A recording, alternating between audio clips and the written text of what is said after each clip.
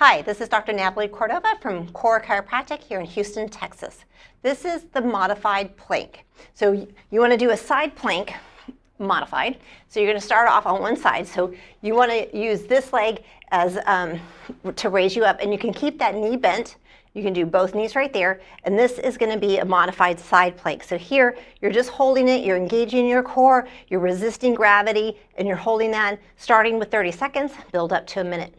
Once that gets a little too easy for you and you want more of a challenge, then you're going to straighten out those legs and bring up the whole body just like that. You can keep your arm down by your side. A little more challenging, you can go up just like this. And so here you want to do again 30 seconds to a minute, and then do one side and then lower down, repeat on the other side. So doing a set of 3, so you're doing a total of 3 minutes on each side. That is a great exercise, really strengthens the core, the side plank.